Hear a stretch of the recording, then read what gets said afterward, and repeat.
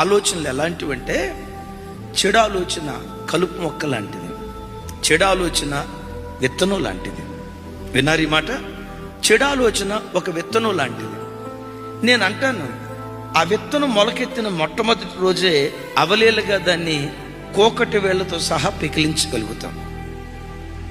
వారం రోజులు అట్లాగే ఉన్నామనుకో, ఆ మొక్క ఏమైపోద్ది? ఒక నెల రోజులు అట్లాగే ఉన్నామనుకో, చెట్టు అయిపోద్ది. చెట్టు అయిన తర్వాత దాన్ని నువ్వు పెరకాలని ప్రయత్నం చేసావనుకో, చెట్టు అయిన తర్వాత దాన్ని వంచాలని ప్రయత్నం చేసావనుకో, నువ్వు వంగిపోవాల్సిందే కానీ దాన్ని తొలగించడం ఎవడి వలన కాదు.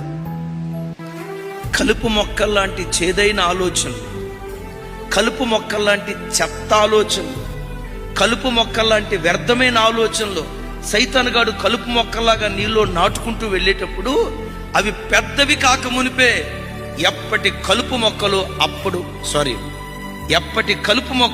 ఎప్పటికప్పుడు మనం పెరికేస్తే ఆధ్యాత్మిక జీవితం 30 దంతులుగా 60 దంతులుగా 100 అంతులుగా ఫలించడానికి దేవుడు కృప చూపిస్తాడు. కలుపు మొక్క లాంటి తప్పుడు ఆలోచనలు నీలో బయలుదేరినప్పుడే ఈ కలుపు మొక్కలను ఎప్పటికప్పుడు నువ్వు తుంచి వేస్తే ఓ మంచి ఆత్మీయుడిగా బ్రతుకుతావు.